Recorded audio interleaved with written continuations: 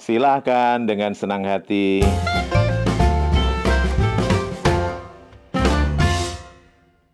Assalamualaikum warahmatullahi wabarakatuh. Selamat pagi sahabat sehat Rumah Sakit Indriati. Saya Dr. Eka Budi Wahyana, spesialis obstetri dan ginekologi, konsultan di bagian kesuburan yang bekerja di Rumah Sakit Indriati, siap untuk memberikan pelayanan pada semua pasangan yang menginginkan kesuburan.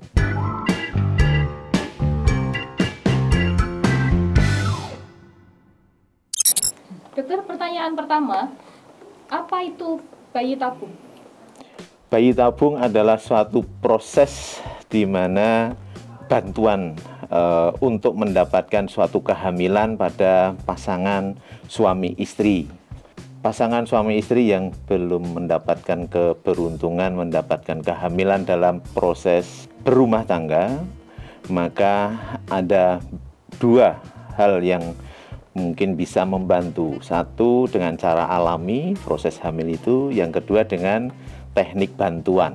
Teknik berbantu itu ada dibagi lagi dua secara garis besar, yaitu dengan inseminasi dan juga bayi tabung. Siapa yang sebaiknya menjalani program ini?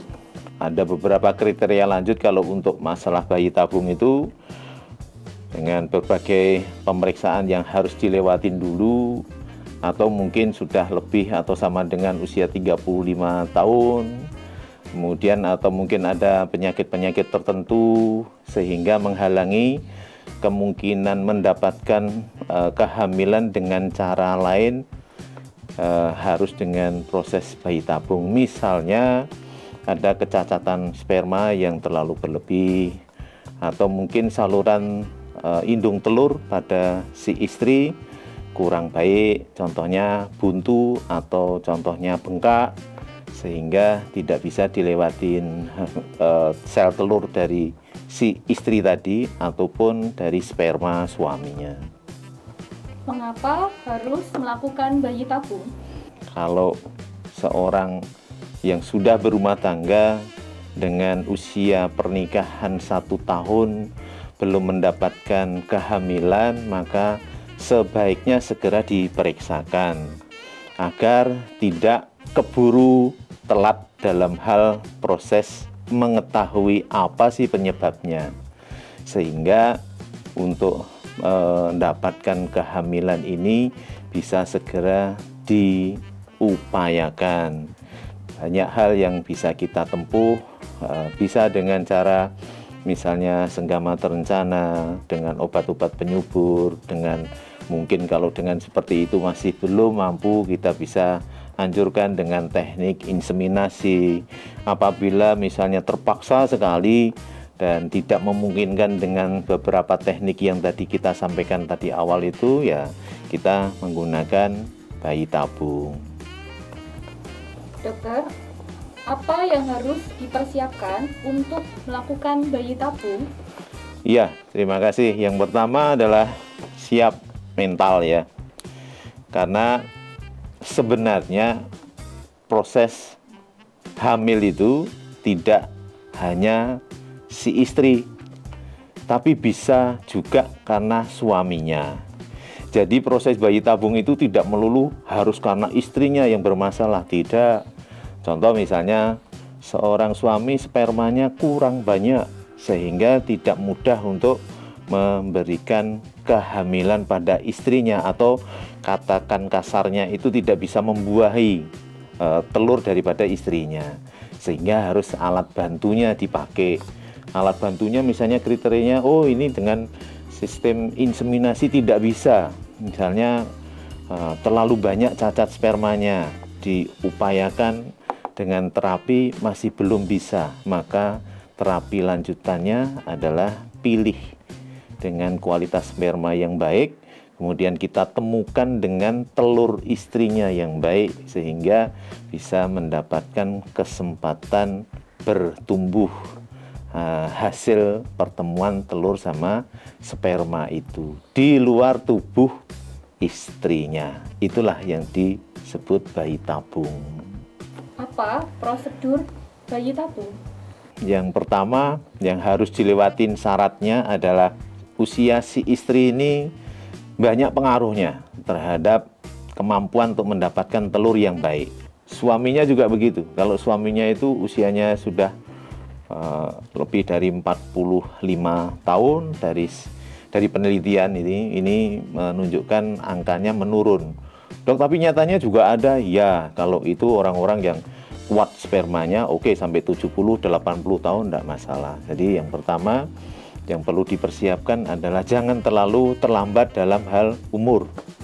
Kemudian yang kedua, kesempatan ya. Kalau misalnya sudah lebih dari 1-2 tahun, segeralah periksa untuk melihat apa sih penyebabnya sehingga kok belum diperkenankan oleh Allah Ta'ala atau Tuhan Yang Maha Esa itu mendapatkan kehamilan, sehingga akan ketahuan, oh ini ternyata indung telurnya tidak bisa membuat telur yang lebih banyak ya.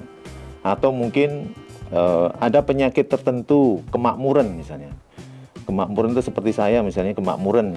Jadi maksudnya rodok gemuk, agak gemuk, sehingga itu yang juga perlu diberikan terapi khusus ya. Kemudian ada yang penyakit yang kalau men itu nyeri hebat misalnya, atau perlengketan di bagian dalam rongga kewanitaan di daerah sekitar perut misalnya, organ kewanitaannya lengket dengan usus, saluran telurnya nggak bisa dibuka, atau saluran telurnya buntu, nggak bisa diupayakan lagi.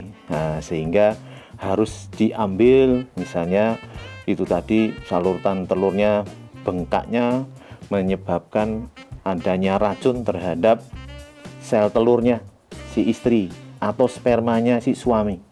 Nah, ini saluran telurnya harus diambil biar racunnya hilang dulu, kemudian dirawat.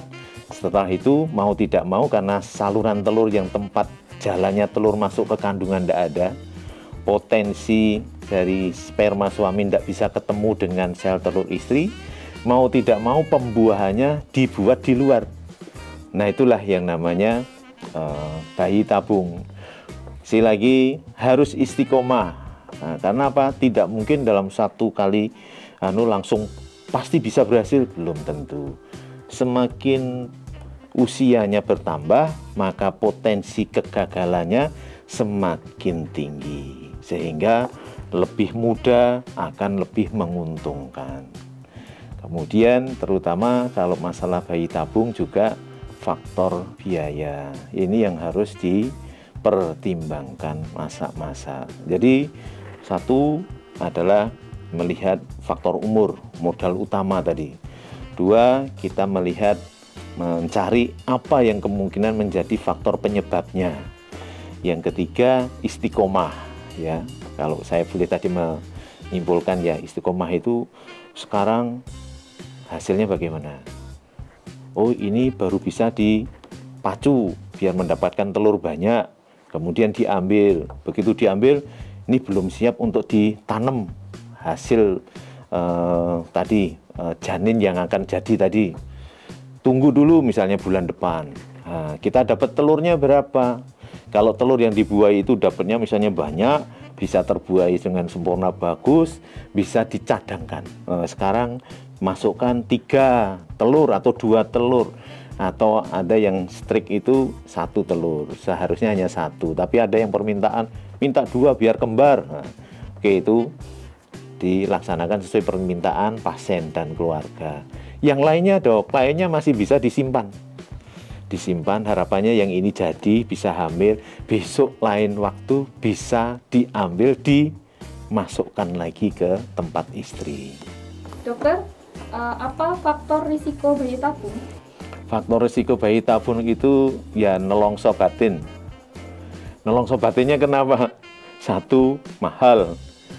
Jelas itu tidak bisa saya bohongi, juga tidak bisa, karena biaya untuk situ sangatlah lumayan, butuh effort yang besar, sehingga pasti biayanya lebih mahal.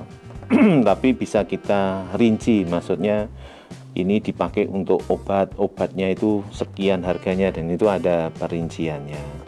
Kemudian bisa gagal. Bisa gagal itu faktornya banyak. Misalnya setelah kita upayakan ternyata yang didapat telurnya itu kualitasnya kurang baik. Begitu ditanam dengan sperma suaminya nggak jadi misalnya. Ada yang seperti itu. Atau misalnya ditemukan dengan sperma suaminya jadi tapi cacat. Sehingga kita tidak diperbolehkan untuk menanam ke rahim istri dengan kualitas calon bayi yang cacat.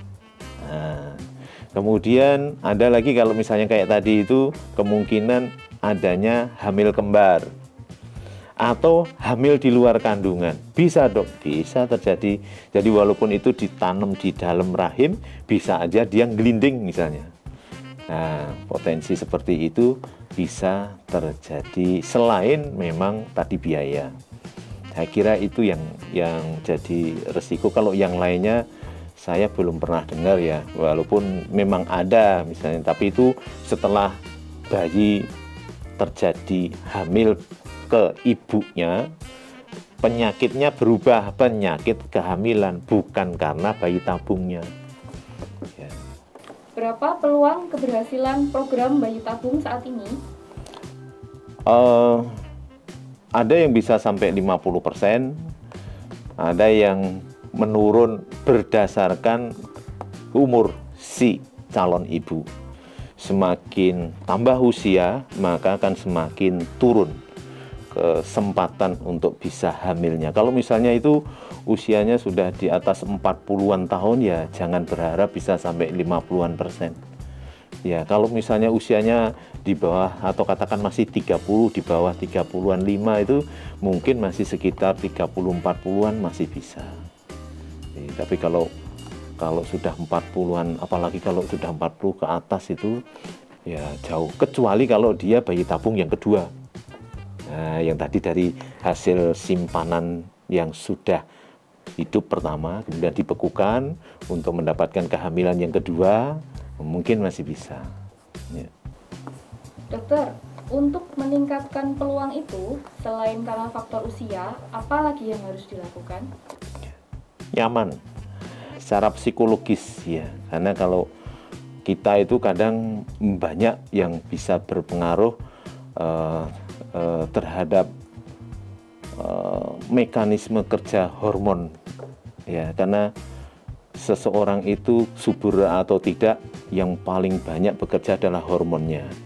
Hormon dalam tubuh seseorang itu bisa dipengaruhi oleh karena faktor psikologis, stres misalnya, itu sangat berpengaruh besar. Maka biasanya kalau ada program-program seperti itu, kita sarankan healing.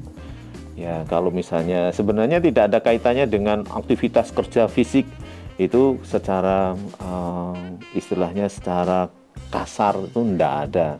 Tapi secara psikologisnya itu malah justru yang paling besar. Jadi dukungan rumah keluarga, dukungan suami, dukungan lingkungan itu sangat berpengaruh terhadap keberhasilan. Selain dari tipe penyakitnya apa dulu. Itu satu psikologis, dua tipe yang penyakitnya, selain dari faktor umur itu tadi. Ya. Di RS Indriati Solo Baru punya klinik fertilitas. Seperti apa sih dok layanannya?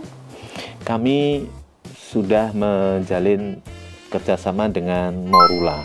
Jadi brandnya ada dua di tempat kami, yaitu di Rumah Sakit Indriati itu maksudnya tempat kami, memang tempat kami memberikan pelayanan, tapi secara technically itu diawasin dan kerjasama dengan Morula, program bayi tabung nasional.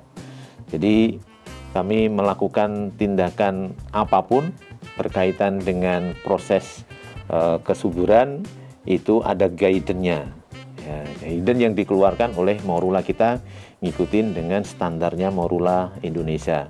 Jadi di Indriati bisa menggunakan mulai dari yang tipe paling rendah, yaitu misalnya dengan kita merekayasa istilahnya konsultasi kesuburan biasa sampai suatu tindakan menjelang bayi tabung.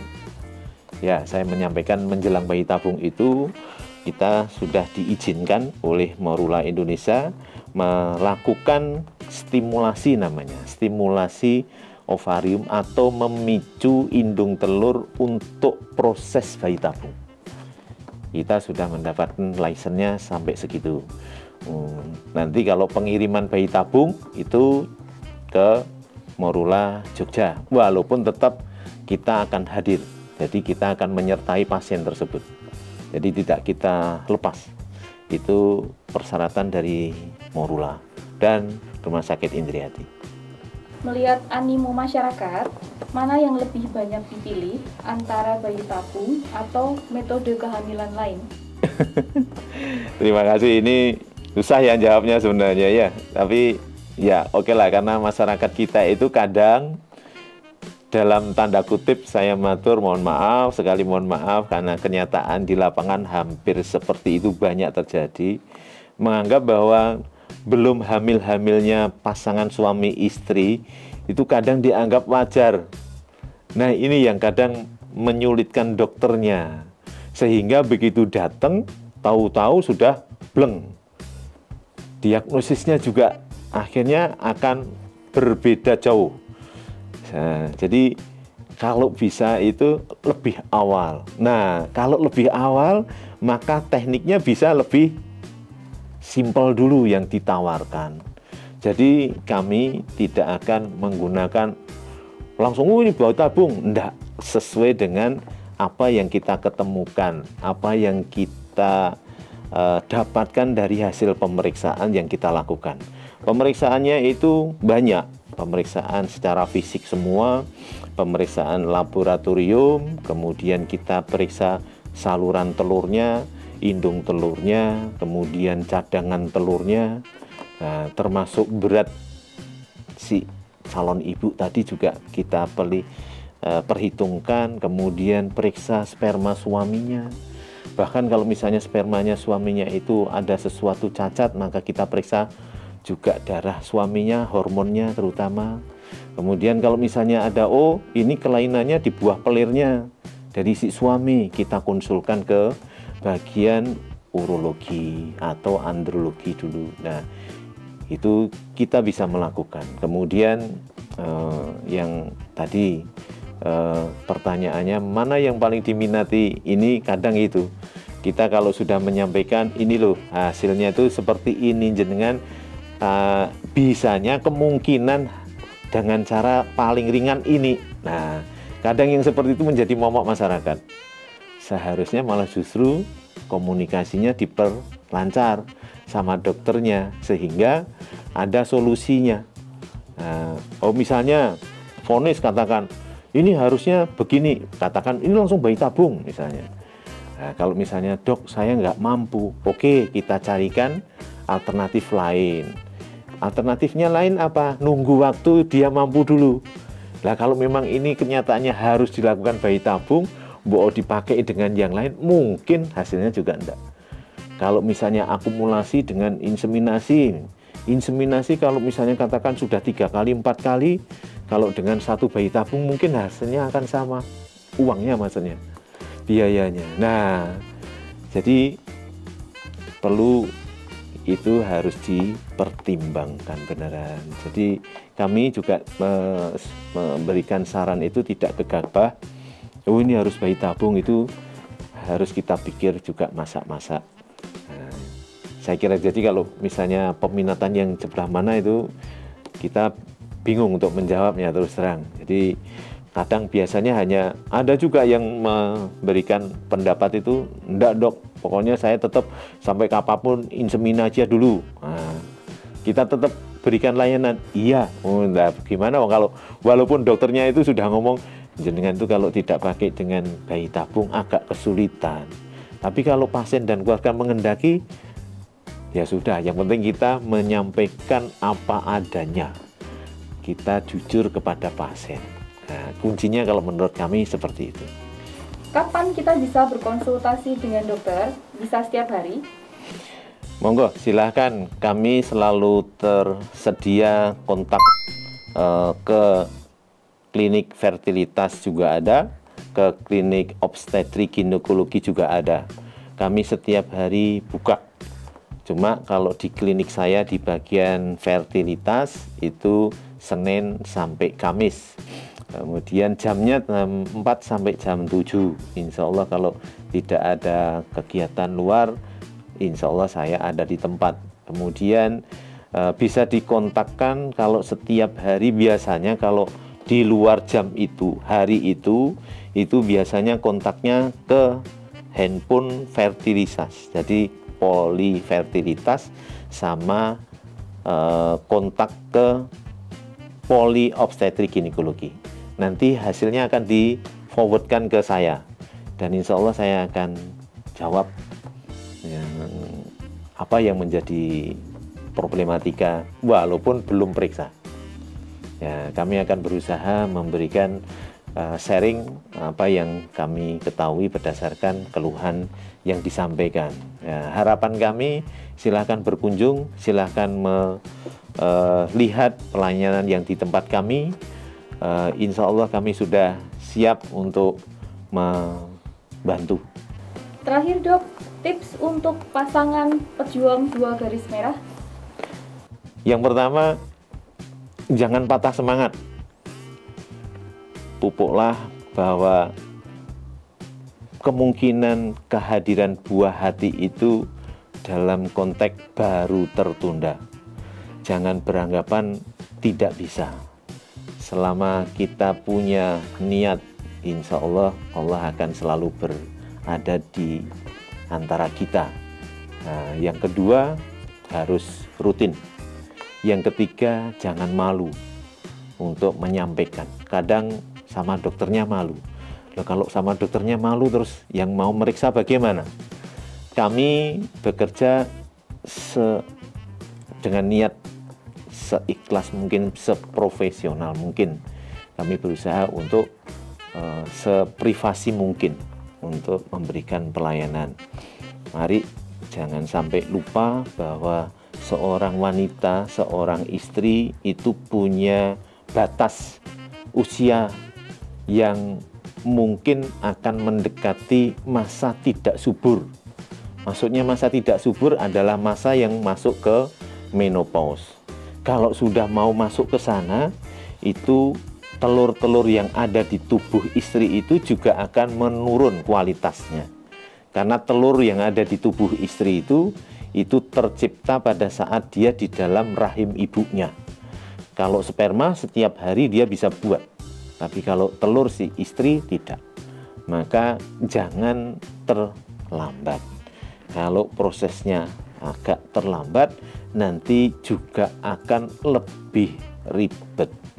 Ribetnya banyak, karena berkaitan dengan proses pemeriksaan, proses adaptasi pihak keluarga, proses untuk mendapatkan kehamilannya, kemudian biayanya. Nah, ini yang harus dipertimbangkan masa-masa. Ya, terima kasih pada sahabat sehat Rumah Sakit Indriati. Silahkan kontak kami. Insya Allah kami akan memberikan pelayanan sekuat tenaga kami untuk membantu para pasangan keluarga yang sejahtera untuk mendapatkan kehadiran yang diharapkan, yaitu kehamilan atau momongan. Ya, yang kedua, jangan malu untuk menyampaikan pada kami, walaupun itu hanya sekedar konsultasi lewat WA. Insya Allah akan kami respon, atau lewat Instagram yang ada di tempat kami. Tidak ada informasi yang bisa masuk ke hati selain mengunjungi. Maka kunjungilah kami. Tidak kenal maka tidak sayang. Maka berkunjunglah ke Rumah Sakit Indriati untuk melihat pelayanan fasilitas yang kami miliki.